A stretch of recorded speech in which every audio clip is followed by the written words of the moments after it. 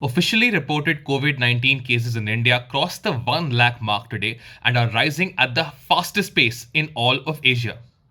That and all the other big stories of the day right here on Outbreak News.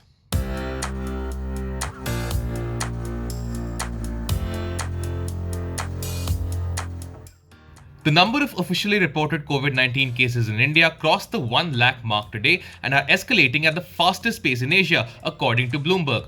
Even as restrictions are being eased across the country, India saw a 28% increase in cases and a 19% increase in deaths from last week, more than any other Asian country. According to a professor at the Public Health Foundation of India, we now need to focus on low-income settlements with a twofold strategy to reduce infections and flatten the curve. Millions of migrant workers continue to move back from big cities, which remains a challenge for the country.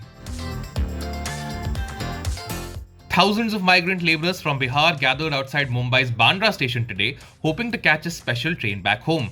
But only a select few who were registered could board the train, while others had to be sent back home. Dramatic visuals showed a sea of people walking back from the station, completely jamming the roads. Many migrant workers have been stranded without any pay as a result of the lockdown and have had to walk hundreds of kilometers back home due to the lack of transport. Special trains were started for them by the government recently, but demand far outstrips supply. US President Donald Trump's doctor released a letter saying that Trump has taken the drug hydroxychloroquine, a malaria medicine that was considered for its benefits against COVID-19 but eventually dropped as a primary response due to its many side effects. The US Food Agency has even recommended against its use outside a hospital due to a risk of heart problems. But Trump's doctor has said that he concluded that the benefits far outweighed the risks.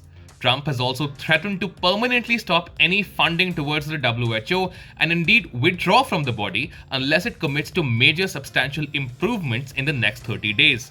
Trump has accused the body of acting under China's influence. Even before Trump's threat, the WHO had said today that it will begin an independent review of the global response to COVID-19 as soon as possible. A proposal asking for this review was passed today, which was backed by more than 130 countries, including India. The WHO's decision-making body began its annual meeting yesterday. The meeting is usually a straightforward affair, but has been wrought with political implications in the wake of the global pandemic.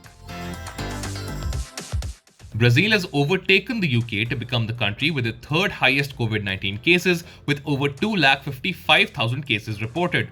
Brazil's president, Jair Bolsonaro, has been accused of not doing enough to combat the coronavirus, refusing to impose a lockdown in the country, citing the importance of not harming the economy. He has argued that most people have nothing to fear from the virus, inviting criticism from medical and public health experts worldwide who have often pointed out that the threat of the virus needs to be taken seriously. Those were all the biggest stories of today. For all the latest on the coronavirus outbreak, both from India and across the globe, stay tuned to NDTV Hop Live.